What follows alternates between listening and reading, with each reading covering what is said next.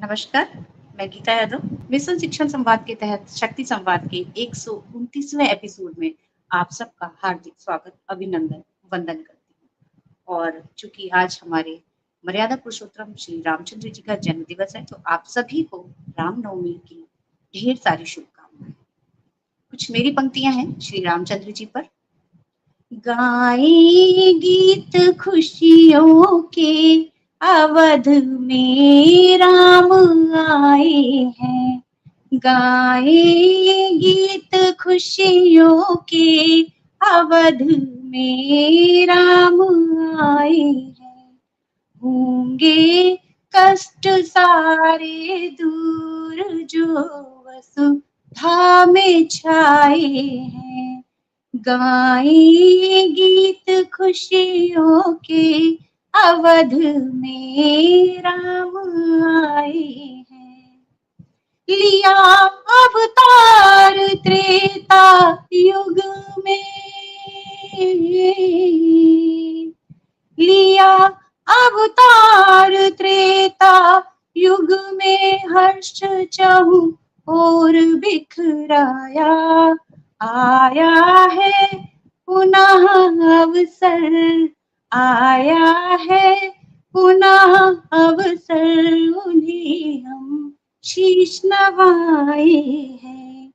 गाए गीत खुशियों के अवध में राम आए हैं। बनाया पत्थर को नारी,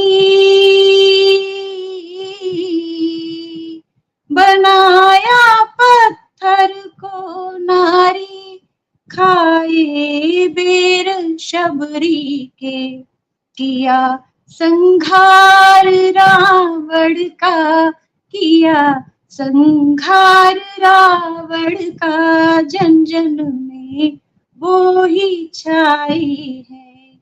गाए गीत खुशियों के अवध में राम आए हैं। सभी को जय सिया राम, जय सिया राम। और जैसा कि आप देख रहे हैं, मैंने बोला है जय सिया राम। रामचंद्र जी के आगे भी सबसे पहले उनकी पत्नी, उनकी शक्ति स्वरूपा का नाम है, शक्ति स्वरूपा का वर्ण किया जाता है। जब भी उनकी जय जयकार लगाई जाती है तो जय सिया राम बोला जाता है। पहले पत्नी का नाम, पहले शक्ति का नाम बोला जाता है।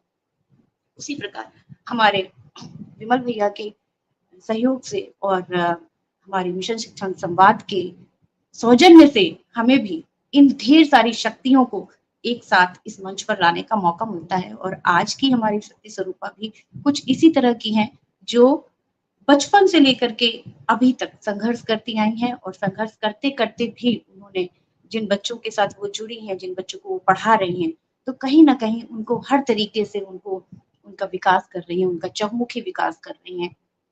तो सबसे पहले तो मैं ये बताना चाहूंगी कि जैसे कि मिशन शिक्षण संवाद की मैं भी एक छोटी सी सिपाही हूँ, और मैं भी देखती रहती हूँ कि क्या क्या काम होते हैं। जरूर मैं जूनियर में नहीं हूँ, फिर भी मैं देखती हूँ कि जूनियर के स्कूलों के लिए भी हमारा मिशन कितनी मेहनत कर रहा है, किस तरह से उनको एनएमएमएस का जो एग्जाम होता है उसके लिए तैयारी करवा रहे हैं ऑनलाइन।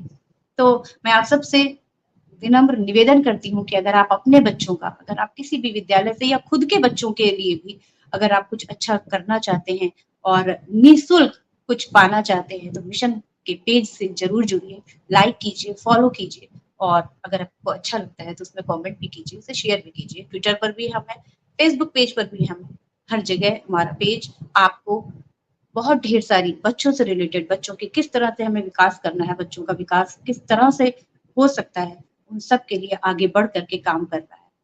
तो कृपा करके आप सब हमारे पेज को हर जगह फॉलो जरूर कीजिए, ताकि हम जो अपने बच्चों को दे रहे हैं वो आप अपने बच्चों को भी दे पाए।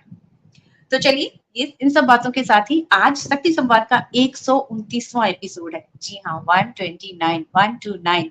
अभी अभी ऐसे लग रहा कल की बात थी, और 100 एपिसोड हमने पूरे किए थे। और कितनी जल्दी हम आगे बढ़ रहे हैं और कितनी सारी शक्तियों को आपके समक्ष प्रस्तुत कर रहे हैं, उनकी कहानी जानने के लिए, समझने के लिए और उनसे सीखने के लिए। तो आज की हमारी जो शक्ति स्वरूपा है वो कौशाम्बी से हैं ज्योत्सना जी।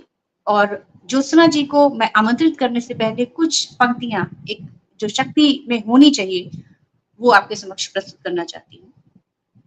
गुड़िया जैसे शौक तुम्हारे गुड़िया सी बन जाती हो, गुड़िया जैसे शौक तुम्हारे गुड़िया सी बन जाती हो, वीर प्रसूता होकर भी पल पल क्यों नीर बहाती हो। अरे शक्ति स्वरूपा हो तुम तो, अरे शक्ति स्वरूपा हो तुम तो, जगदम्बा की अवतारी हो। क्या दुर्योधन क्या दुशासन, तुम स्वयं काल पर भारी हो। मत रोको तुम अभिलाषा को, मत रोको तुम अभिलाषा को, है श्रृंगार पर रोक नहीं। तुम कलिका हो इस उपवन की, तुम कलिका हो इस उपवन की, सो कोमलता पर टोक नहीं। मगर वर्जना क्यों करती हो, मगर वर्जना क्यों करती हो, ढालों से तलवारों से। एक बार बस लगन लगा लो मृत्यु नचाती धारों से, एक बार बस लगन लगा लो मृत्यु नचाती धारों से। चूड़ा चोली चुनरी किल, चूड़ा चोली चुनरी बिल, श्रृंगार पूर्ण नहीं होता। मगर बताओ तलवार बिन, मगर बताओ तलवार बिन, क्या रूप अपूर्ण नहीं होता। हर रक्त बीज को रण चंडी को, हर रक्त बीज को रण चंडी का रक्तिम रूप दिखाएंगे, हर रक्त बीज को रण चंडी का रक्तिम रूप दिखाएंगे। तुम खुद अपना चीर बचा लो, तुम खुद अपना चीर बचा लो, कृष्ण कहां तक आएंगे, कृष्ण कहां तक आएंगे। तो चलिए स्वागत करते हैं हम आज की अपनी शक्ति स्वरूपा आदरणीय ज्योत्सना मैम का। ज्योत्सना मैम, आपका बहुत बहुत बहुत स्वागत है हमारे शक्ति संवाद के 129वें एपिसोड में। आपका मंच पर बहुत नमस्कार बहुत नमस्कार मैं ज्योत्सना सिंह उच्च प्राथमिक विद्यालय कश्यापुर से मैं मुहूर्तगंज कौशाम्बी। मैं सबसे पहले आदरणीय विमल सर को धन्यवाद दूंगी और सरिता मैम, गीता मैम और इस टीम से जुड़े सभी मिशन शिक्षण संवाद परिवार को मैं बहुत बहुत धन्यवाद देती हूँ कि मुझे यह सुनहरा अवसर प्रदान किया गया कि ताकि मैं अपने जीवन की घटनाएं को मैं बता सकूं अच्छे से। हार्दिक आभार है मैम आपका। और जरूर ही आप आई हैं तो निसंदेह हम लोग बहुत सारी चीजें सीखेंगे, समझेंगे, जानेंगे और आपकी बातों से कहीं ना कहीं हर क्षेत्र में प्रेरित होंगे। तो मैम बातें शुरू करते हैं हम लोग। पर सबसे पहले जैसे कि होता है ना कि हम सभी पूछते हैं कि आपका बाल्यकाल का बताइए, आपने कहाँ जन्म लिया, आपके मम्मी पापा ने क्या किया, कैसे आपकी जो शैशव अवस्था में कैसा रहा आपका जीवन। मेरा बचपन बिहार के नालंदा डिस्ट्रिक्ट में एक छोटे से गांव में मेरा बचपन बीता है और मैं एक साधारण परिवार से थी।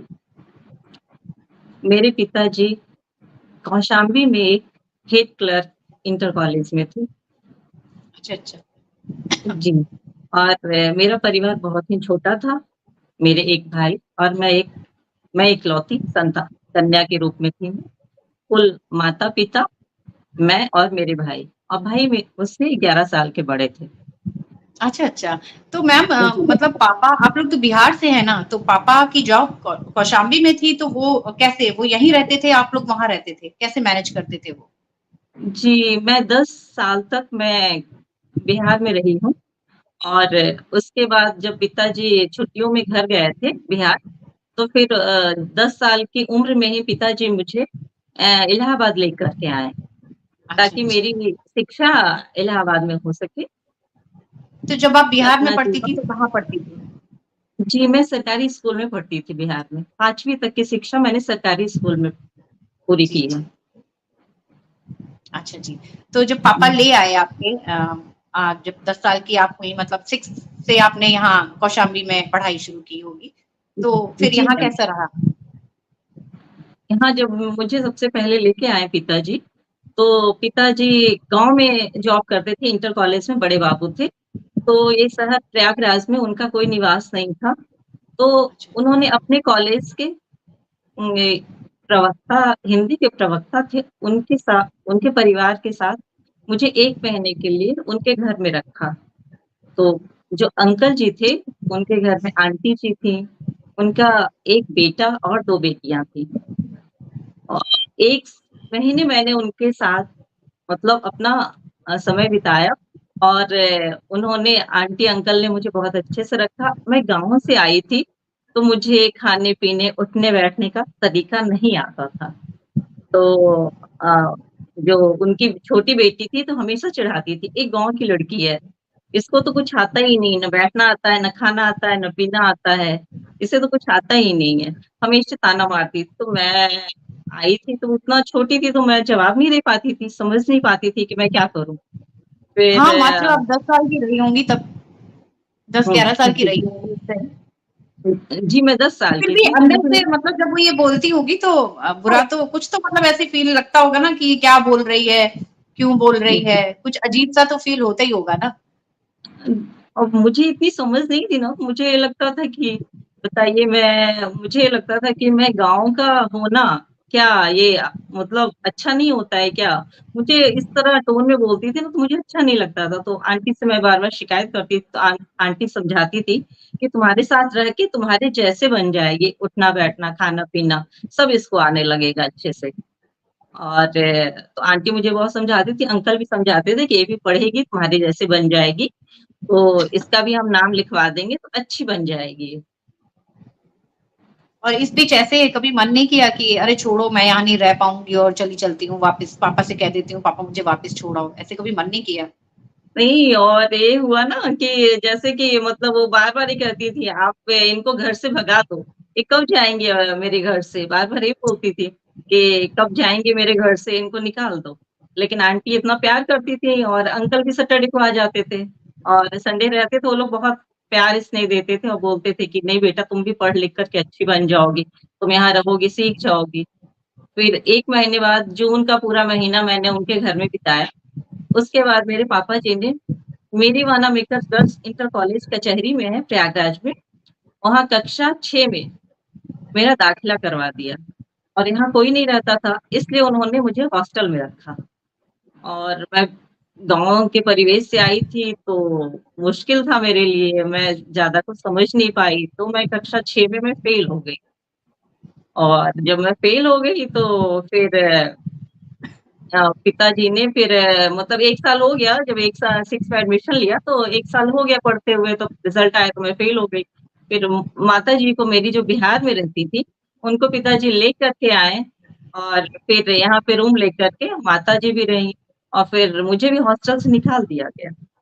पिताजी निकाल दिए कि जो मैं पढ़ नहीं पा रही है तो हॉस्टल में खर्च भी बहुत आ रहा था। तो उन्होंने निकाला मुझे हॉस्टल से और फिर घर के पास ही एक किदवई गर्ल्स इंटर कॉलेज है प्रयागराज में, वहाँ पे मेरी कक्षा 6 में फिर से एडमिशन मेरे को दिलवाया गया।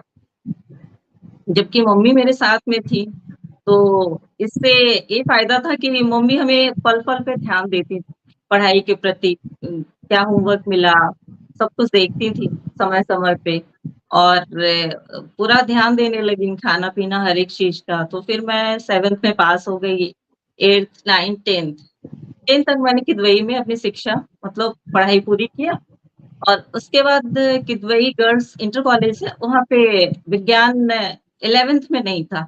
तो इसी की वजह से फिर मुझे मेरीवाना मेकर गर्ल्स इंटर कॉलेज में जाना पड़ा।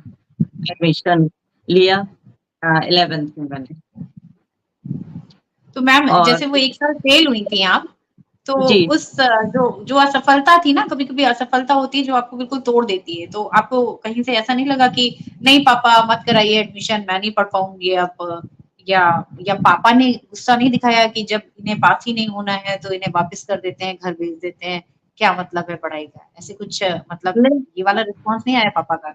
नहीं पापा जी तो चाहते थे कोई बात नहीं, हिम्मत मत हारो, चलो अगली बार पढ़ लोगे, ऐसा नहीं है। तो उन्होंने ट्यूशन भी लगा दिया, मम्मी भी साथ में थी, तो बहुत ध्यान देती थी, तो इसलिए मैं पास हो गई। और मोटिवेशन और प्लस जो हमारी दीदी जो मुझे चढ़ाती थी ना, तो उन्हीं के घर के पास मम्मी ने किराए से कमरा ले लिया था। तो अच्छा वो पास में। बार-बार मुझे हाँ, जी, जी। हाँ, तो वहाँ से जो हम लोग ने कमरा ले लिया था, तो दीदी के मतलब उनसे लगता था मुझे उनसे अच्छा बनना है। उनसे अच्छा बनने के चक्कर में मुझे और सीखना है ताकि मुझे चिढ़ाए ना दीदी, इसलिए और मुझे मन लगा के मैं पढ़ने लग गई। ये तो हम लोग तो का एक आता है ना, वो मैगज़ीन जो आती है हम लोगों की, उसमें एक हम लोग कॉर्नर निकालते हैं ना, निंदक नियरे राखिए। जी, जी, तो जी। मुझे लगता है वो जो आपको बहुत डिमोटिवेट करती थी, वो एक्चुअली डिमोटिवेट नहीं करती थी, आपको वो और हुँ, मोटिवेट करती थी। आपको उनसे और जी, जी। पॉजिटिव एनर्जी मिल जाती थी कि मुझे इनसे अच्छा हाँ, बनना है। जी, उन्हीं पे एक मैं पंक्ति बोलूँगी, उन लोगों को धन्यवाद दीजिए जो हमारी गलतियाँ बताते हैं और हमें सुधारने के लिए प्रेरित करते हैं। मैं उनके लिए बोलूँगी, दीदी के लिए मेरे लिए लाइन है कि जो भी गलती हमारी निकालते हैं उनको हमको धन्यवाद देना चाहिए ताकि हम अपने जीवन में अच्छा कर सकें। और बिल्कुल, उन्हीं की वजह बिल्कुल। से मैं अपने को आगे सुधारती गई और मैंने अच्छा करके दिखाया। तो बचपन मेरा ऐसे ही बीता मैम। बहुत बढ़िया। Very good ma'am. और ये वाली बहुत एक मोटिवेशनल चीज़ है कि अगर हमें कोई हमारी कोई गलतियाँ बता रहा है ना, तो हमें उससे डिमोटिवेट नहीं होना है। वो गलतियाँ जी, बता रहा है तभी हम शायद उसको सही कर पाएँगे। और अगर कोई जी, हमारी जी। बिल्कुल पूरी तारीफ़ ही करता जा रहा है ना, तो शायद हम हवा में उड़ने लगेंगे। तो ये बहुत हुँ, अच्छी चीज़ है, ये लेने पर है। आपने उसको जी, पॉज़िटिवली लिया, हैट्स ऑफ टू जी, यू, आपको सलाम है। और अच्छा लगा कि हम किसी को भी नेगेटिव वे में नहीं वो कर रहे हैं। हमें हर हुँ, जगह हुँ, से पॉज़िटिव एनर्जी ही लेनी है, हर जगह से जी, पॉज़िटिव एनर्जी लेनी है, और जो कि एक शिक्षक के लिए बहुत हुँ, हुँ, ज़रूरी है, बहुत ज़रूरी है। अगर हम जी नेगेटिव की मैम, तरफ चलने लगे ना, तो हम एक दिन पूरे नेगेटिव ही हो जाएँगे, और केवल बिल्कुल। नेगेटिव से भी हम पॉज़िटिव अगर ले रहे हैं ना, तो हम पूरे हुँ, हुँ, पॉज़िटिव रहेंगे, और वो पॉज़िटिव एनर्जी जो होती है, वही हमारे चेहरे पर ये स्माइल लाती है। तो वेरी गुड मैम, ये बहुत अच्छी हुँ, बात थी आपकी बचपन की कहानी की, जो मुझे जी, लगता है कि लोगों को ऊपर भी उठा सकती है, उन्हें प्रेरित भी कर सकती है। और कई बार ऐसी इंसिडेंट्स होते हैं, हम लोग भी बहुत मिडिल क्लास से हैं मैम, गाँव से ही हैं। मुझे भी श जी, और स में अंतर नहीं पता था। रिक्शा जी, ऐसे बोलती थी मैं। तो मैं भी जी। कानपुर में आई, तो मेरी मासी थी, मम्मी की हुँ, मामा की हुँ, बेटी थी। और हुँ, हुँ, हुँ, उसने भी मुझे बहुत सिखाया कि ये जी, रिक्शा नहीं होता है, रिक्शा होता है। और वो सीख जी, मुझे आज तक याद है कि मैं अपने स्कूल के बच्चों को भी प्रोनाउंसिएशन हुँ, पे बहुत ज़ोर देती हूँ कि कैसे इनको अच्छा करना है। तो ये हम लोगों की बात है, हम कहीं न कहीं से अगर कुछ सीखते हैं जो हमारे ऊपर बीतती है, वो हम चाहते हैं कि हमारे बच्चों के साथ ना हो। जो जो बच्चे हमसे जुड़े हैं, वो चाहे हमारे बच्चे ही हों, क्योंकि हम मैं तो अपने स्कूल के बच्चों को भी अपना ही मानती हूँ, तो वो मैं अपने बच्चों की ही बात कर रही हूँ कि मैं चाहती हूँ कि वो बच्चे जब इस गाँव के परिवेश से निकल कर के शहर के परिवेश में जाएँ, तो उनके हुँ, साथ ये सब चीज़ें ना हो। ये हमेशा आप ध्यान बिल्कुल, रखती बिल्कुल। होंगी। जी मैम। जी मैम, फिर आगे बताइए, आगे की स्टडीज़? आगे की स्टडीज़ मैंने जब मेरी वाला मेकर से सोचिए मैं जब 6th में मैं फेल हो गई थी और फिर मैं उसी इंटर कॉलेज में मैं 11th में एंट्रेंस का एग्ज़ाम दिया क्योंकि साइंस के लिए मुझे 11th में एडमिशन लेना था, उसमें मैं पास हो गई। फिर 11th 12th की पढ़ाई मैंने वहीं से किया। मेरी वाला मेकर्स गर्ल्स इंटर कॉलेज से मैं पढ़ाई किया 11th 12th की। उसके बाद मैंने बीएससी किया, एमए किया और मैंने बीटीसी किया और उसके बाद मैंने बीएड भी किया मैंने। और मैंने बॉम्बे आर्ट आर्ट का भी मतलब डिप्लोमा लिया है मैं। तो इस दौरान आपकी शादी? शादी मेरी स्नातक लास्ट ईयर में थी, बेसिक लास्ट ईयर में थी, तो ये तो सारी मेरी जो शादी पढ़ाई हो आपने करी है, वो शादी के बाद की है? जी मैम, शादी के बाद मैंने इतनी सारी पढ़ाई किया है मैंने। बीएससी लास्ट ईयर में मेरी शादी तय हो गई थी और बीएससी कंप्लीट जैसे किया मेरी शादी हो गई और उसके बाद फिर मेरे पिताजी ने मुझे एमए करवाया, बीटीसी किया। बीटीसी जब मैंने किया तो मतलब शादी के बाद मैंने प्राइवेट मतलब पढ़ाना शुरू कर दिया। इंटर कॉलेज था नवीन महिला इंटर कॉलेज है।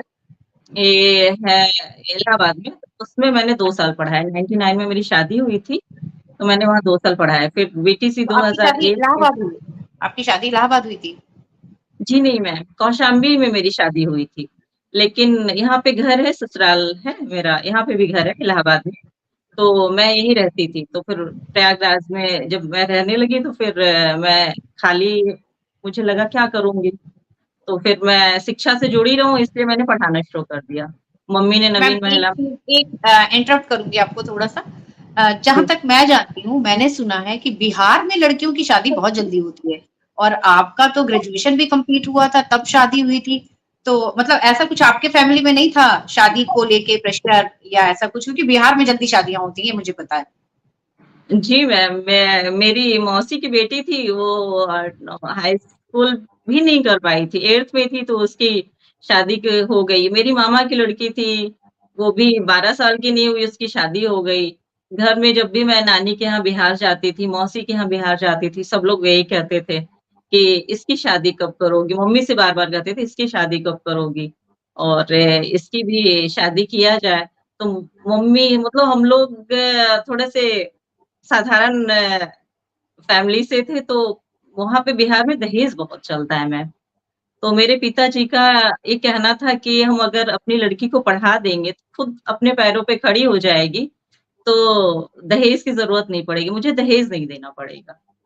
तो पापा ये जी पापा ने ने बोला। मुझे पढ़ाया। जी, जी, जी। मेरे पिताजी ने मुझे पढ़ाया, ताकि मैं अपने पैरों पे खड़ी हो सकूँ।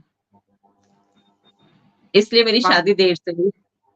देर से हुई तो क्या मतलब दबाव होते-होते मैं हाँ, देर से ग्रेजुएशन क्या में हूँ तो मतलब शादी वहाँ के जी, जी। अकॉर्डिंग, उस जगह के अकॉर्डिंग देर से हुई, बाकी तो वो टाइमली ही था, ऐसा कुछ हाँ देर जी, नहीं था। जी, जी। अ, जी। अंकल को हमारी पूरी टीम की तरफ से प्रणाम, और शायद ऐसे ही पिता सबके होते रहे, तो वो दिन दूर नहीं है जब सारी बालिकाएँ इसी तरह अपने पैरों पर खड़ी होती रहेंगी, और उनके लिए हुँ, लाइन्स है, मुझे छाँव में रखा, मुझे छाँव में जी। रखा और खुद जलते रहे धूप में। मुझे छाँव में रखा और खुद जलते रहे धूप में। मैंने देखा है एक फरिश्ता अपने पिता के रूप में। मैंने देखा है एक फरिश्ता अपने पिता के रूप में। तो हम पापा की परियाँ, शायद इसीलिए पापा की परी कहा जाता है, क्योंकि मोस्टली जो पापा होते हैं ना, उनका अपनी बेटियों के प्रति लगाव बहुत ज़्यादा होता है। हाँ, तो मैम आगे बताइए? लेकिन मैं बोलूँगी कि बेटियों के प्रति नहीं, वो एक्चुअली वो इंटर कॉलेज में थे ना, तो शिक्षित अ, मतलब शिक्षा सभी को मैं सोचे थे सबको शिक्षा से जोड़ा जाए। मेरी माताजी शादी के बाद उन्होंने मतलब हाई स्कूल के आगे पढ़ाई किया और उन्होंने मतलब जॉब किया, बीएड भी शादी के बाद किया, एमए भी किया, बीए भी किया, सब शादी के बाद किया।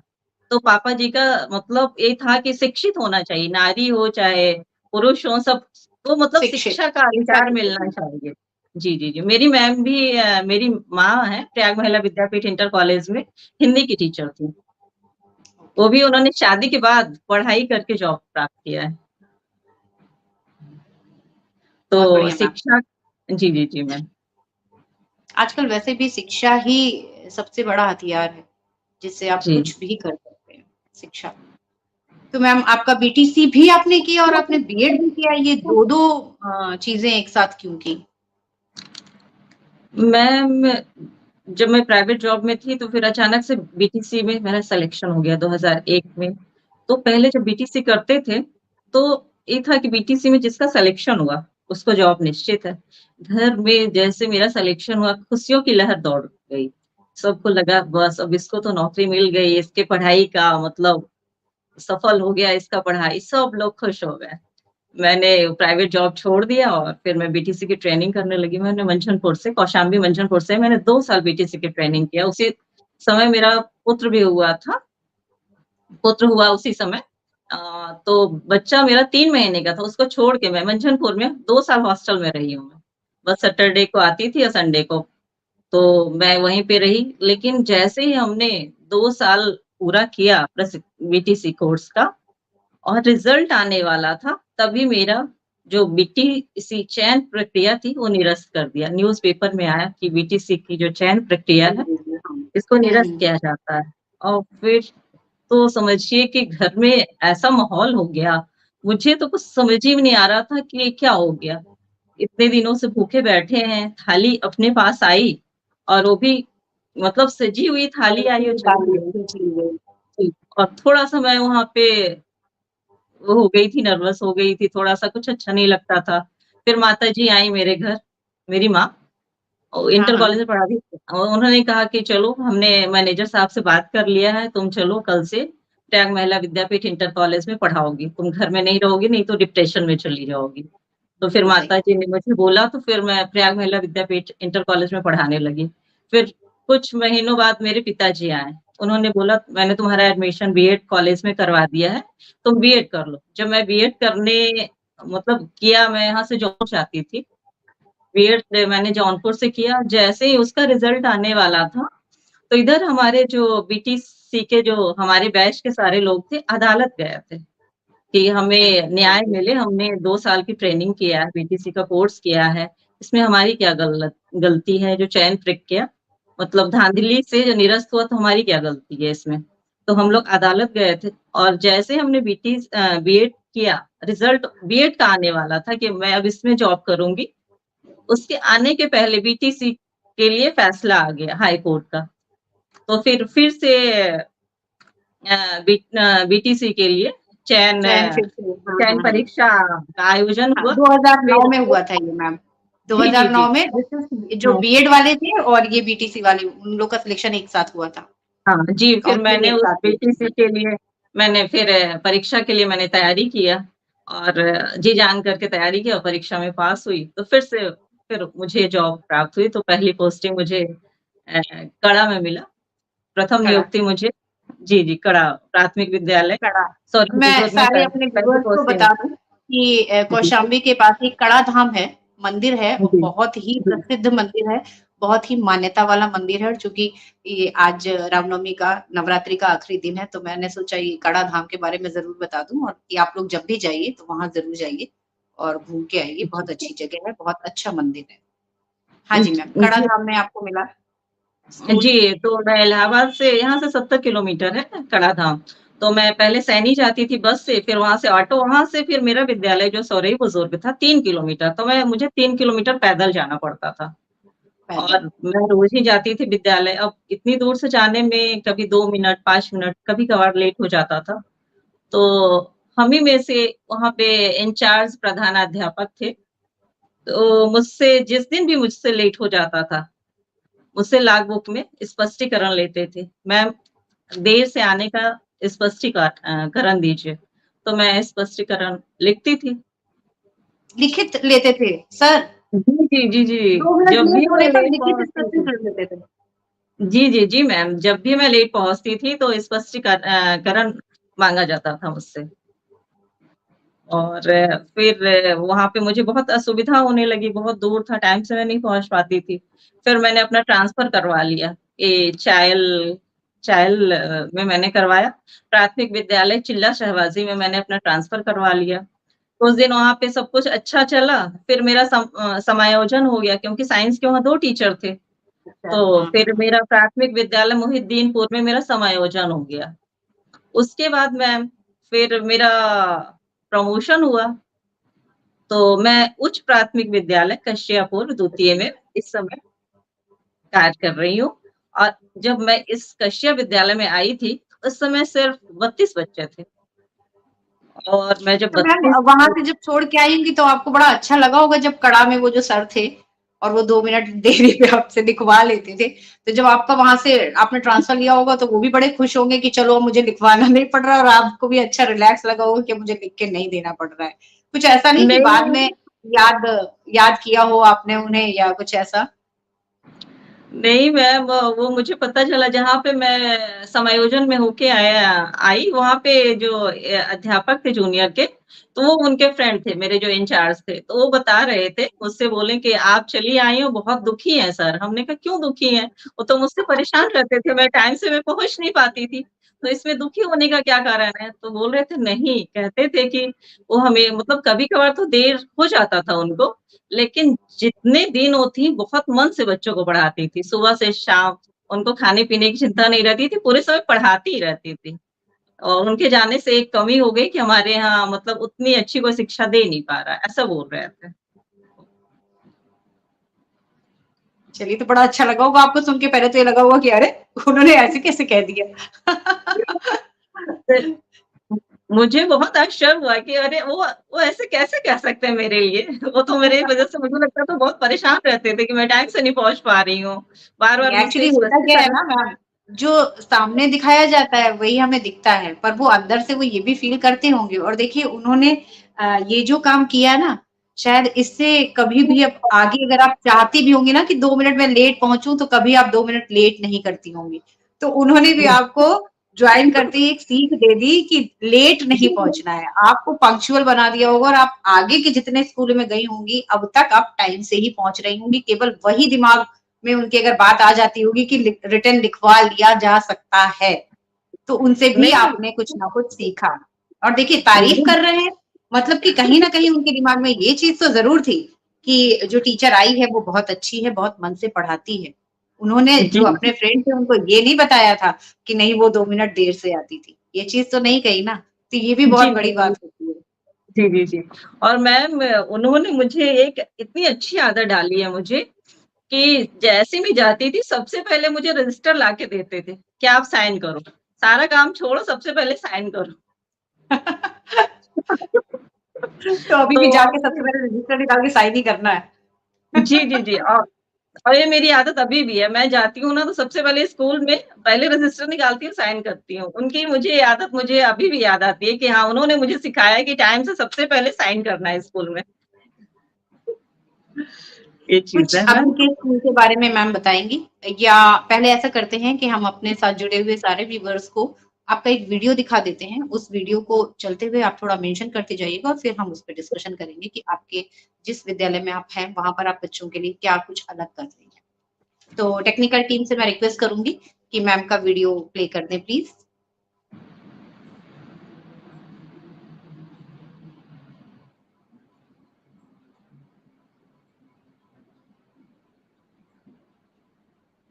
स्कूल चले आपका अभियान। स्कूल है मैम? जी, ये मेरा स्कूल है मैम, कुछ प्राथमिक विद्यालय। बिल्कुल बशियापुर। रोड से जस्ट जी, जी मैम, रोड पे ही विद्यालय है। रोड में आप चाहें तो टेबल पे मतलब विश्राम नहीं कर सकते हैं। पूरे समय एकदम एक्शन मोड में रहना है। ये बच्चे हमारे आए फर्स्ट डे, न्यू सेशन, बच्चों का स्वागत किया, गले लगा करके, हाथ मिला करके, तिलक लगा करके मैंने बच्चों का न्यू एडमिशन के लिए मैंने स्वागत किया। और यहाँ पे बच्चों को मैं निःशुल्क जो सरकार की तरफ से पुस्तकें मिलती हैं, यहाँ पे मैं आपके वितरण स्टाफ में कर कितने रही लोग हैं मैम? हूँ। जी मैम, हमारे स्टाफ में 2 ही लोग हैं। एक इंचार्ज ममता मैम है और एक मैं हूँ। बस 2 ही लोग हैं, लेकिन बहुत अच्छी हैं हमारी ममता मैम, बहुत सहयोग और बच्चे करती हैं। कितने हैं बच्चे? जी, मेरे विद्यालय में इस समय 120 बच्चे हैं और 120।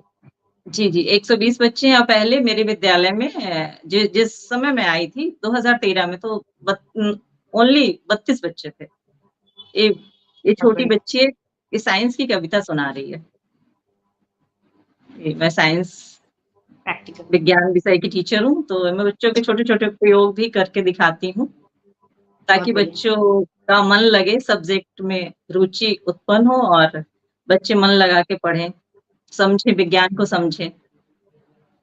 उत्सुकता भी आती है ऐसे, क्या हो रहा है, जी, क्यों हो रहा है, कैसे हो रहा है, ये सवाल जी, जी, उठते जी हैं मन मैम। में। बच्चे बहुत इंटरेस्ट से सब कुछ करते हैं, सीखते हैं और प्रश्न करते हैं कि मैम ऐसे क्यों हुआ, कैसे हुआ? बच्चे बहुत कुछ सीखते हैं। अगर हम किताब में दिखाते हैं, पढ़ाते हैं तो किताब से नहीं होता, हमको बच्चों के साथ लगना पड़ता है, बिल्कुल। एक्टिविटी करना पड़ता है।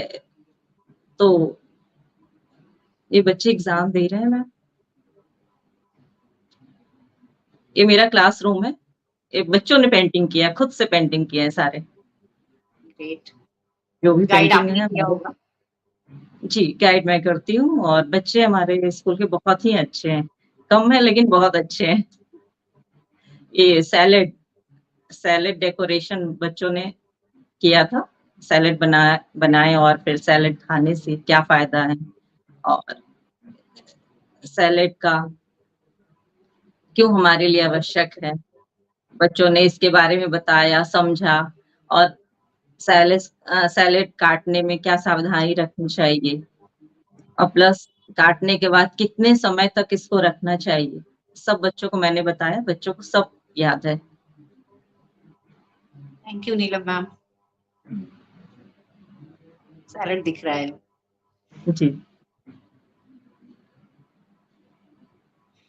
मैं बच्चों के को सिखाने के लिए बहुत सारे प्रयास करती हूँ। अपनी तरफ से सब ले जा कर के बच्चों को देती हूँ, ताकि अगर उनको उपलब्ध ना हो पाए तो उनको असुविधा ना हो सीखने में। बच्चे फन एक्टिविटी कर रहे हैं बॉल से। कैंपस छोटा होने के कारण मैं बहुत ज़्यादा जैसे क्रिकेट वगैरह नहीं खिलवा पाती हूँ, छोटे-छोटे एक्टिविटीज़ करवाती हूँ और 2 ही टीचर हैं, तो ये भी प्रॉब्लम है, कंसंट्रेशन मैम के देना पास बहुत बहुत ज़्यादा अच्छी बात है काम रहता बच्चों है। के लिए। लेकिन बच्चे ये छोटी-छोटी एक्टिविटी में बच्चे बहुत खुश होते हैं, उनको बहुत अच्छा लगता है और ऊर्जा से भरपूर हो जाते हैं। थोड़ा-सा भी अगर उनको खेलने को मिल जाए, इतने खुश हो जाते हैं, ऊर्जा से परिपूर्ण हो जाते हैं। अटेंटिव भी हो जाते हैं ना एकदम। जी, जी, जिनका जी, जी, दिमाग जी, इधर मैम। उधर भी लगा होता है ना, वो भी एकदम साथ साथ में हाँ सब, जी। और जो भी हो बच्चा जैसा भी हो पढ़ने में, इस टाइम जी, पे जी। सब एक हो जाता है। हुँ।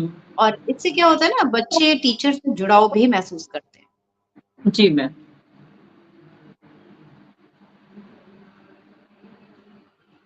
ये लड़कियाँ हैं। लड़कियाँ भी हमारे स्कूल में लड़कों से कम नहीं है, हर एक चीज़ में। लड़के थोड़ा-सा किसी भी काम करने में हिचकेंगे, लेकिन लड़कियाँ हमारे विद्यालय की बहुत अच्छी हैं। हर एक चीज़ में उछलने, कूदने, पढ़ने में भी बहुत आगे हैं। इनको मौका मैंने दिया कि आप भी कर सकते हो। ऐसा नहीं कि सिर्फ़ लड़के ही करेंगे काम, आप भी कर सकते हो। और ये ज़रूरी नहीं है मैम कि हमारे पास बच्चों के खेल के सामान हो या फिर बिल्कुल। एक्स्ट्रा मटेरियल हो, जो भी है, उसी से हमको सिखाना है बच्चों को। कुछ न कुछ नवाचार करते रहना चाहिए।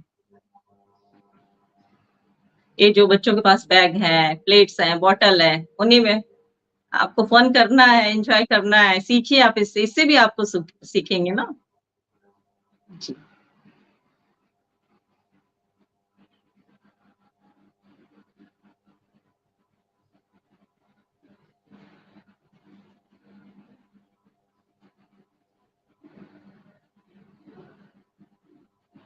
तो मैम एक बात मैं बताना चाहूँगी कि जो मेरे विद्यालय हैं, ये नगर पालिका के अंतर्गत में आते हैं, तो यहाँ पे थोड़ा शहर टाइप का माहौल है। तो वहाँ के जो बच्चे हैं सब प्राइवेट स्कूल में जाते हैं। तो मुझे बच्चों के लिए बहुत मेहनत करनी पड़ती है। तो हमारे यहाँ बच्चे 3 किलोमीटर, 4 किलोमीटर दूर से आते हैं, वो भी पैदल चल के आते हैं। तो उनको ठहराव के लिए एक्टिविटी करवाना बहुत ज़रूरी ताकि उनका मन लगा रहे। पढ़ाई-पढ़ाई और फिर कुछ ऐसे बच्चे हैं जो पढ़ना नहीं चाहते हैं, तो उनको बिल्कुल पढ़ाई के मैम। ना अलावा गतिविधि से मैं उनको ज़्यादा से ज़्यादा सिखाने की कोशिश करती हूँ, कि अब विद्यालय आए हैं तो उनको सीखना भी तो ज़रूरी है। ऐसा थोड़ी नहीं है कि आप पूरे समय बैठे हो अगर आपको पढ़ने में मन नहीं लग रहा है, अगर आपका हमें पेंटिंग में सिखाने रुझान से है तो मतलब है मैम, सिखाने से मतलब जी, है। अब वो जी, कैसे सीखते हैं, वो डिफरेंट डिफरेंट एक्टिविटीज के थ्रू सीखते हैं, तो हम उनसे डिफरेंट डिफरेंट एक्टिविटीज कराएंगे। ये अभी आप जी, आत्मरक्षा का प्रशिक्षण शायद चल रहा था बच्चों का, बालिका शिक्षा के तहत। इसके जी पहले मैम था हमारे आत्मरक्षा का प्रशिक्षण। आत्मरक्षा का प्रशिक्षण मैम आई थी, 25 दिनों के लिए बच्चों को सिखा के गई हमारे विद्यालय में आई थी, उनका यहाँ पे लगा था प्रशिक्षण के लिए बच्चों को सिखाने के लिए, तो वो जब वो चली गई उसके बाद मैंने उसको कंटिन्यू रखा, कि हाँ टीचर चली गई हैं तो फिर बच्चे भूल जाएँगे, ऐसा नहीं मैंने होने दिया। प्रेयर के बाद मैं बच्चों को 15 या 20 मिनट बच्चों को प्रशिक्षण देती हूँ, ताकि बच्चे भूले नहीं, प्रशिक्षण जो मिला है उसको कंटिन्यू रखें। तो मतलब बालिका शिक्षा में भी आप कुछ अपना अपने यहाँ नया कर रही हैं, क्योंकि जूनियर में तो मीना मंच बहुत ही एक्टिव रूप से चल रहा है। तो मीना मंच भी आप ही देखती होंगी? जी मैम, मीना मंच मैं ही देखती हूँ। और मीना मंच में मैं बहुत अच्छा काम कर रही हूँ। अभी मैंने मीना मंच का गठन भी किया था, तो मीना मंच का भी मैं बहुत अच्छा काम कर रही हूँ।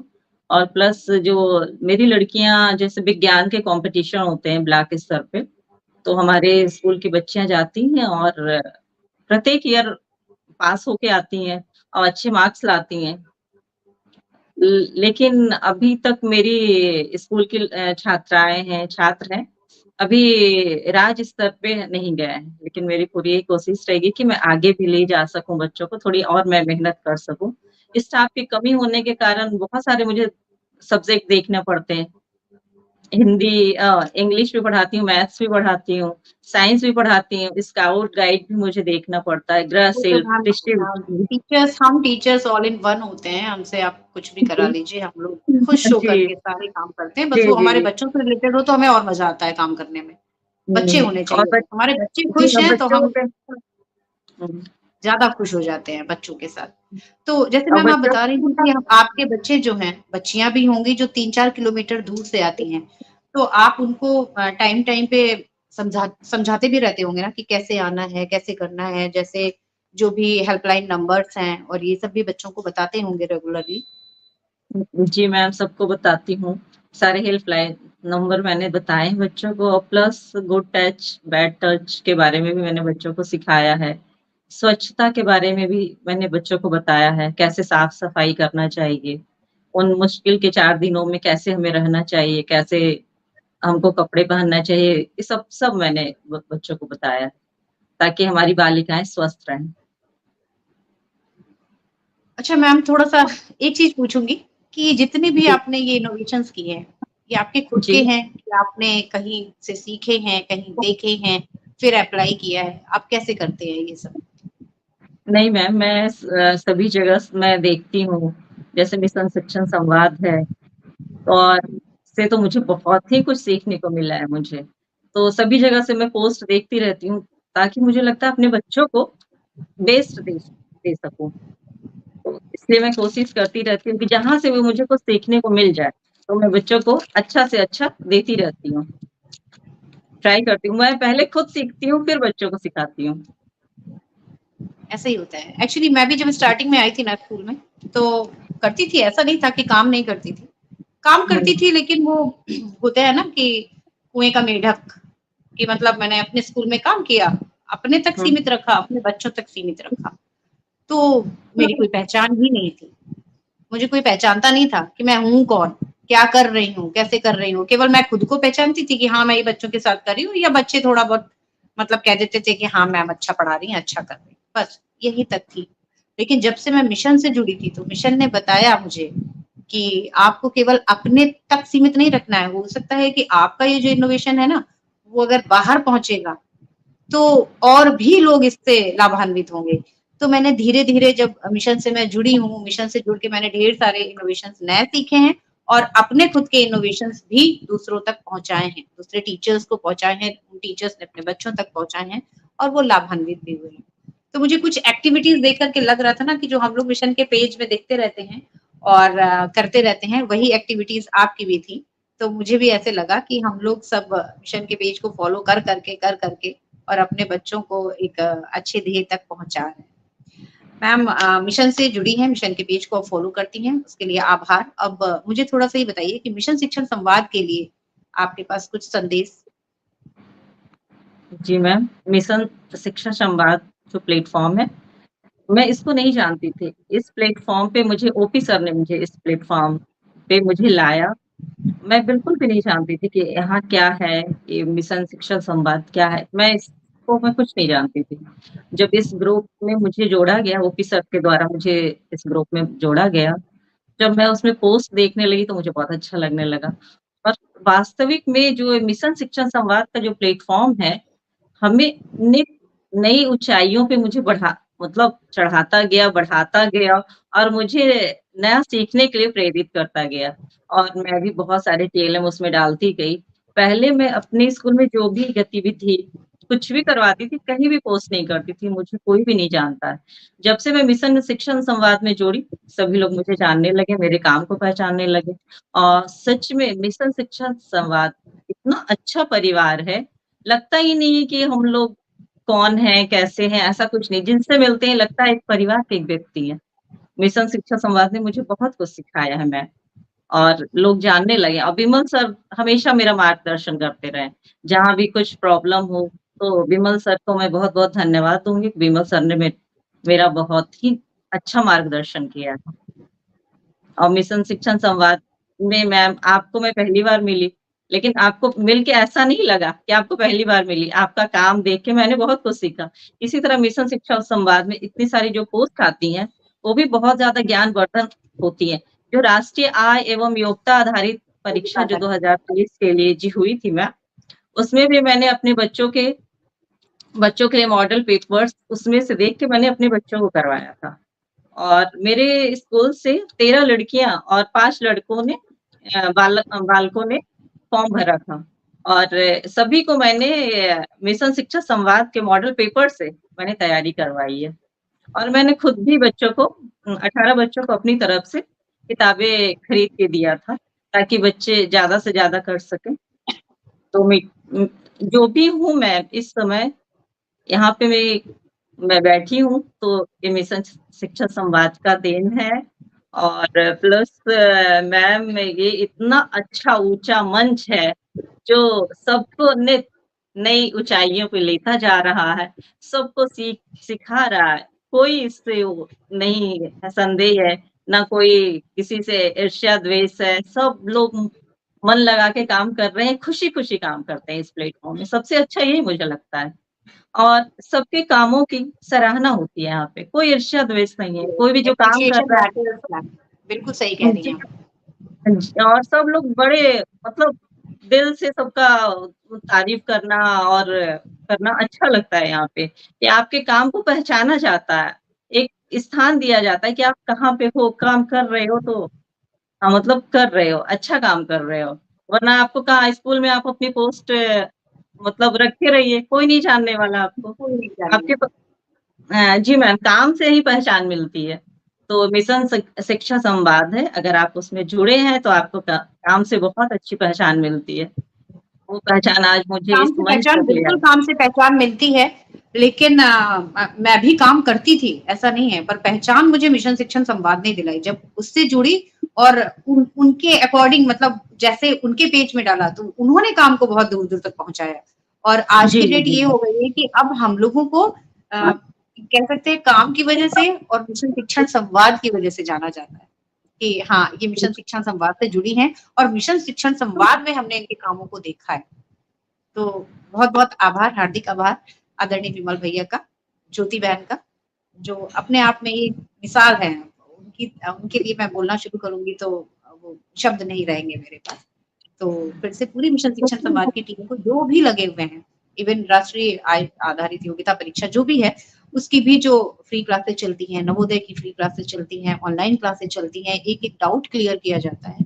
तो वाक़ई उससे हम अध्यापकों को बहुत हेल्प मिल जाती है, बहुत मदद मिलती है, मॉडल पेपर बने-बनाए मिलते हैं।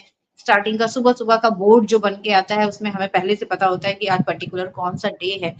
तो जी, बहुत-बहुत आभार, पूरी टीम का बहुत-बहुत आभार जो दिल से जुड़े हुए हैं और बिना स्वार्थ के, निस्वार्थ भाव से शिक्षा के उत्थान, शिक्षक के सम्मान और मानवता के कल्याण के लिए काम कर रहे हैं। मैम, आपकी आगामी कार्य योजना क्या है? आप अभी क्या चाहती हैं कि अभी मैं स्कूल में और क्या कर लूँ? कुछ आगे की कुछ कार्य योजना अपनी बताएँ। मेरी कार्य योजना यही है कि जो गाँव में जो जहाँ-जहाँ से मेरे बच्चे आते हैं, बालिकाएँ स्पेशली, तो मैं सबके गाँव जाती हूँ, घर-घर बुलाती हूँ और मैं नहीं चाहती कि कोई भी बच्चियाँ शिक्षा के अभाव में रहें। और मैं पूरी कोशिश करती हूँ कि लड़कियों को मैं स्कूल लाऊँ और उनको आगे से आगे बढ़ाऊँ, आत्मविश्वास ज़्यादा से ज़्यादा बढ़ाऊँ और प्लस हर एक प्रतियोगिता में मैं उसको मतलब अव्वल देखना ज़्यादा चाहती हूँ। दिन चाहे राज्य हो, जनपद हो, मंडल हो, सभी में अपनी बच्चियों को आगे देखना चाहती हूँ। लड़कों को तो अवसर मिलता है, लड़कियों को अवसर बहुत कम मिलता है। इसलिए विशेष फ़ोकस मेरी लड़कियों के ऊपर रहता है। लड़कों पे ध्यान देती हूँ, ऐसा नहीं है कि मैं लड़कों के ऊपर ध्यान नहीं देती हूँ, लड़कों के ऊपर भी ध्यान देती हूँ, पूरा-पूरा ध्यान देती हूँ, ऐसा नहीं है। लेकिन लड़कियों को के ऊपर ज़्यादा ज़िम्मेदारी होती है, बेचारी उनके छोटे-छोटे भाई-बहन होते हैं, उनकी भी देखभाल करना, प्लस घर में खाना बना के स्कूल आती है। मैं उन बच्चों को इतनी छूट देती हूँ, बेटा कोई बात नहीं आपको देर हो जाए, फिर देर भी हो आपको जाए तो। विद्यालय आना है, आप खाना बना के आओ, हमने आपको इतनी छूट दे रखा है। लेकिन बालकों के पास तो काम नहीं होता है ना, वो खाना बना के नहीं आएँगे, उनके तो आना पड़ेगा टाइम से। तो यही मैम मेरी योजना है कि हम लड़कियों को आगे से आगे बढ़ाएँ और हर एक प्रतियोगिता में उनको मैं सफल बनाऊँ। सभी बच्चों को, लेकिन वैसे भी मैम लड़कियों को कहा विशेष ही गया फ़ोकस है है ना मेरा। कि जी, नारी के गुणगान से भरा हुआ इतिहास, बिन नारी संभव नहीं है इस जगत का विकास। तो हमें तो बच्चियों पर बहुत ज़्यादा ध्यान देना ही है। ध्यान बराबर देना है, लेकिन हाँ, जैसे कि खुद ही आप बोल रही हैं ना कि बच्चियों को ज़्यादा अवसर नहीं मिलते हैं, तो हमें उन्हें वही अवसर अपने रहते हुए, जब तक वो हमारे इर्द-गिर्द हैं, हमें उन्हें अवसर ज़्यादा देना है। बहुत अच्छा लगा मैम आपसे बात करके, आपकी बातें सुन करके बहुत ज़्यादा मोटिवेशन हुआ और पापा आपके, मम्मी आपकी, मतलब बहुत अच्छा लगा जान करके कि वाक़ई उन्हें शिक्षा का महत्व पता है। उन्हें पता है कि शिक्षा हमारे लिए कितनी ज़रूरी है। अगर हम शिक्षित हैं, अगर हमारे पास शिक्षा रूपी तलवार है, तो हम आगे ज़िंदगी में कुछ भी कर सकते हैं और किसी भी तरीके की मुसीबत से अपने को बचा सकते हैं। तो बहुत मोटिवेशनल स्टोरी थी आपकी और साथ ही हमने ये भी जाना कि एक असफलता से हमें हताश नहीं होना है, क्योंकि हो सकता है कि वो असफलता एक नई शुरुआत की कहानी गढ़ने वाली हो। तो हर असफलता को असफलता ख ज़िंदगी को खत्म नहीं करता है। हो सकता है वहीं से हमारी एक नई ज़िंदगी का आगाज़ होने वाला हो। तो हमें असफलता से भी हार नहीं माननी है। तो चलिए, आज की कहानी के बाद अब हम बुलाते हैं हमारी कार्यक्रम की संयोजिका आदरणीय सरिता दीदी को। कठिन परिस्थिति में सदा लेती खुद को ढाल, कठिन परिस्थिति में सदा लेती खुद को ढाल, सरिता दीदी हमारी बहती नदी, जीवन करे निहाल, जीवन करे निहाल। आदरणीय सरिता दीदी, बहुत बहुत थैंक यू बेटा, स्वागत है आपका। Thank you. सबसे पहले तो आप सभी को रामनवमी की ढेर सारी शुभकामनाएं, और इस अवसर पे इतनी अच्छी शक्ति स्वरूपा हमें मिली हैं, तो ज्योत्सना जी का भी बहुत बहुत आभार। और इनकी कहानी वास्तव में जो इन्होंने बताया कि 10 साल की उम्र में वे बिहार से आई हैं और इन्हें मतलब इस शहर के वातावरण में किस तरह से स्ट्रगल करना पड़ा, ये भी हम सबको एक प्रेरणा देती है कि हम सब सीख सकते हैं। अगर हम ये सोचे कि हम प्राइमरी एजुकेशन मेरा ठीक से नहीं हुआ, हम आगे नहीं बढ़ सकते, तो आप इस बात का उदाहरण है कि अगर लगन है तो हम कर सकते हैं और हर एक को जवाब दे सकते हैं। तो भी अच्छा, मैं एक क्वेश्चन पूछना भूल गई कि जब आप टीचर बन गई तब आप उनसे मिली या नहीं मिली, फिर उनका क्या रिएक्शन था? बिल्कुल टीचर बनने के बाद मैं गई थी तो वो बहुत खुश थी। उस समय तक वो मेरी बहुत अच्छी दोस्त बन चुकी थी। वो मेरी पहनावे, मेरे बोलचाल, मेरे स्कूल जाना, और मतलब अच्छे थे फ्रेंड, और मेरे जॉब को देखकर वो बहुत खुश हुई कि वो बोले कि तुमने कर दिखाया। हमने कहा दीदी सब आपकी प्रेरणा का स्रोत है, आप अगर मुझे ना बोलती तो शायद मुझे बुरा नहीं लगता, तो मैं आगे बढ़ती नहीं। तो आप ही मेरी प्रेरणा का स्रोत है। अभी कुछ पिछले साल मेरे घर आई थी, तो तब भी मैंने उन्हें बोला कि आपकी वजह से मैं हूँ। आप मुझे इतना खुशी थी, टीचर तो बनती या नहीं बनती वो तो बात की, मतलब इतना अपने आप को मैंने चेंज कर दिया उनके कहने के मुताबिक। मैंने बहुत चेंज किया अपने आप को। बिल्कुल, यहाँ दोनों पंक्तियां बिल्कुल सार्थक होती हैं गीता, कि निंदक नियरे राखिए, ये भी सार्थक होती है कि उन्हीं के कारण आपको प्रोत्साहन मिला कि हम आगे बढ़ेंगे और हम करके दिखाएंगे। और अंबेडकर जी की पंक्ति भी यहाँ पे सही है कि शिक्षा उस शेरनी का दूध है जो पिएगा वही दहाड़ेगा। जब आपने उसको शिक्षा को अपने अंदर ले लिया, तब आप उनके सामने फ्रंट पे आई होंगी और फिर आप उनसे पूछी होंगी कि अब आपको कैसा लग रहा है। तो वास्तव में शिक्षित होना एक बहुत ही अच्छी बात है। और सबसे पहले तो हेड्स ऑफ है आपके फादर को, जिन्होंने आपकी माँ को भी पढ़ाया और आपको भी पढ़ाया। जबकि बिहार जैसे जगह पे जहाँ शिक्षा का कोई उस समय तो महत्व नहीं था, जल्दी शादी हो जाती थी। अब भले ही शिक्षित सबसे ज्यादा बिहार में लोग हैं, लेकिन फिर भी उस स्थिति में माँ को पूरा पढ़ा के आज आपकी माँ भी जॉब में है और आपको भी इस योग्य बनाया। पढ़ाई के शादी के बाद भी पढ़ाई में कोई बाधा नहीं आई, इसलिए आपके ससुराल वालों का भी बहुत ही सपोर्ट रहा। जब देखिए, जब ससुराल और मैके दोनों से ही लड़कियों को सपोर्ट मिलता है तो उन्हें आगे बढ़ने से कोई नहीं रोक सकता। और आप बहुत सौभाग्यशाली हैं कि आपको दोनों का सहयोग मिला, अपने परिवार ससुराल का भी मिला और मैके का मिला। और यूपीएस में जब आप आई तो जी बिल्कुल, वो समझ में आता है। सफलता मैम ऐसे नहीं मिलती, सफलता तभी मिलती है जब पीछे से ससुराल का, हस्बैंड का, परिवार का हाथ रहता है।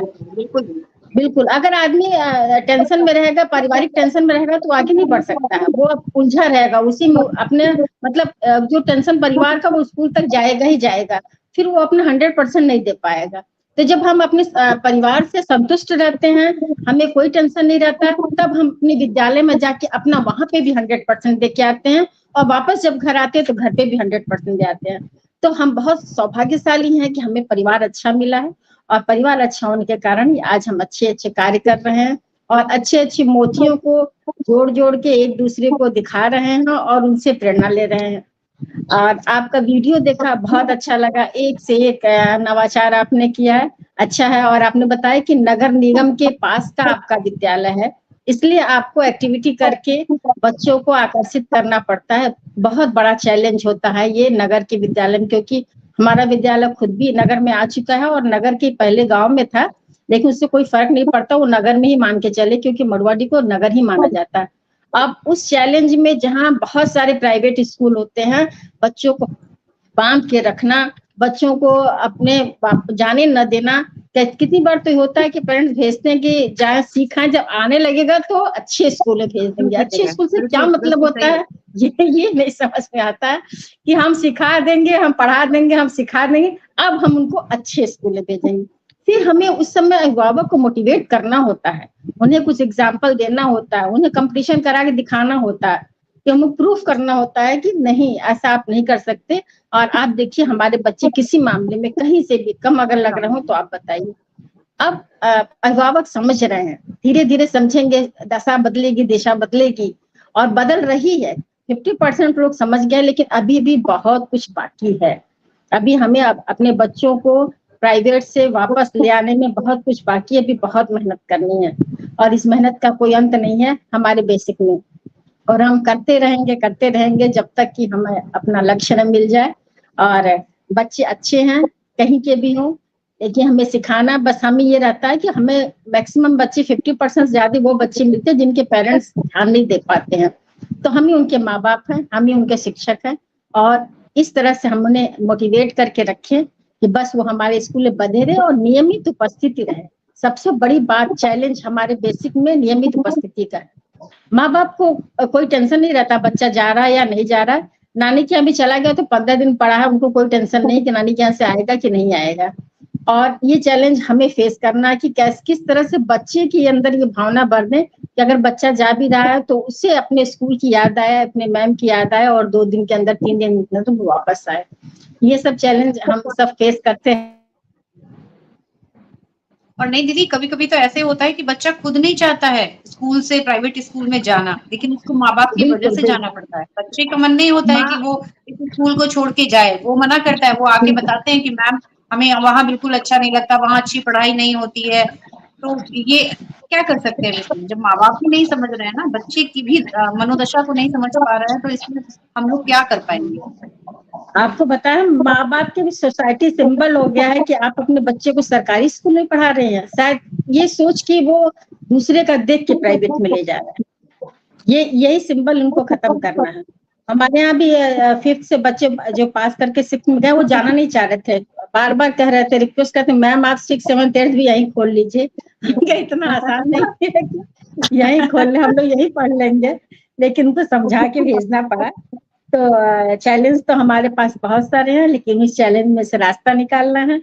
और आप राष्ट्रीय आय एवं योग्यता परीक्षा की तैयारी करा रही है, ये भी बहुत अच्छी बात है मैम। हम बच्चों के साथ लगे रहें, बच्चे हमारे सफल हो, बच्चे हमारे आगे बढ़े, और एक दिन अच्छे नागरिक, अच्छे व्यक्ति के साथ साथ अच्छे नागरिक बन के हमारे जब सामने आएंगे, तब हमें अच्छा लगेगा कि हाँ, हमारा मेहनत सफल हो गया। और अभी बच्चे आ रहे हैं, 99 से लेकर अभी तक बहुत सारे बच्चे आए, कुछ टीचर बन गए हैं, तो कुछ कहीं वो मेडिकल लाइन में एमआर बन गए, तो कुछ कर अच्छा लगता है देख के, भले छोटा ही काम करे। एक बच्चा है हमारा, वो बिजली का पूरा, इलेक्ट्रिसिटी का पूरा कर लिया है दुकान अपना, हर जगह माइक स्पीकर सब कुछ लगाता है, तो ठीक है, वो अपना स्वरोजगार कर रहा है और सेल्फ डिपेंडेंट है, और किसी से कुछ चोरी तो नहीं कर रहा है ना, छोटा ही काम कर रहा है, वो घर घर जाके माइक, लेकिन आत्मविश्वास है उसके अंदर, अपने पूरे परिवार की जीविका चला रहा है। हमने अच्छा इंसान तो बनाया है, कम से कम उसको स्वरोजगार करके जीना तो सिखाया है।